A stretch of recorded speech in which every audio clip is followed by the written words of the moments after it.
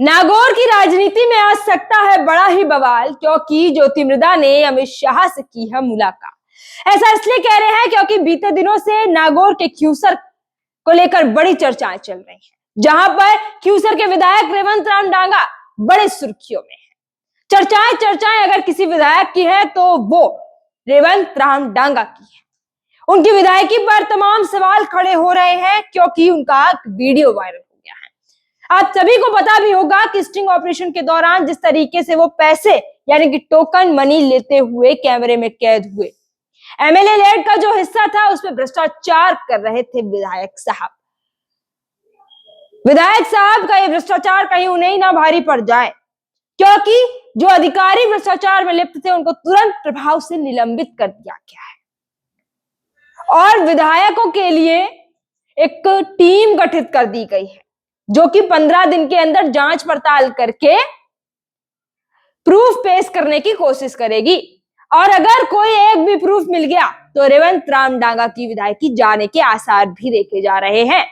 और अगर उनकी रेवंत राम डांगा की विधायकी गई तो ज्योति मृधा भी आजमा सकती हैं क्यूसर से अपना दम, क्योंकि ऐसे में ज्योति मृधा जो कि बीजेपी से उपाध्यक्ष भी है, उन्होंने अमित शाह से मुलाकात की है। तो बड़ी चर्चाएं चल रही हैं कि इस मुलाकात के पीछे क्या वजह रही होगी अचानक, क्योंकि एक दिन पहले रेवंत राम डांगा का वीडियो वायरल होना और दूसरे दिन क्यूसर से निकलकर ज्योति मृधा अचानक दिल्ली में अमित शाह से मुलाकात कर ले, बहुत बड़ी वजह निकल कर आ रही है। क्योंकि वो जो मुलाकात है वो किसी के लिए अच्छी और किसी के लिए बुरी भी बन सकती है। हालांकि क्यूसर में अभी राजनीति की बात करें तो उसको लेकर चारों ओर यही चर्चाएं चल रही है कि रेवंत राम डांगा का क्या होगा, क्योंकि जिस तरीके से राजनीतिक भूचाल आया है, जयपुर से लेकर दिल्ली तक तमाम नेताओं की तो नींद उड़ गई है, क्योंकि भजनलाल सरकार 2 साल का कार्यकाल मना रही थी, जहां पर जश्न के रूप में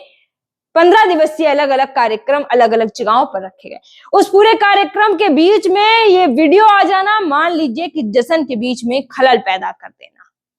हालांकि भजनलाल शर्मा बहुत सख्त हैं इस पूरे मामले को लेकर, चाहे कोई भी विधायक हो, तीनों विधायकों के खाते सीज कर दिए गए हैं।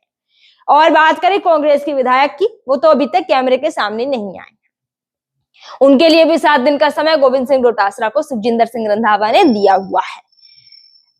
रीतू बनावत कह रही हैं कि अगर मेरे खिलाफ कोई भी तथ्य पेश कर दिए जाते हैं और वो सही होते हैं तो मैं राजनीति छोड़ दूंगी।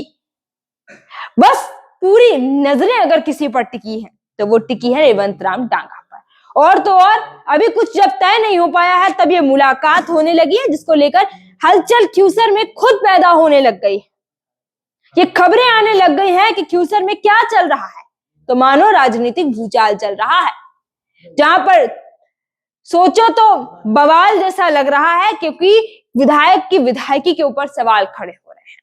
अब देखना और दिलचस्प और रोचक यह होगा कि आगे इस पूरे मैटर को भाजपा कैसे डील करती है और क्या कुछ नतीजे हैं वो निकल कर आएंगे उनकी कार्रवाई के दौरान।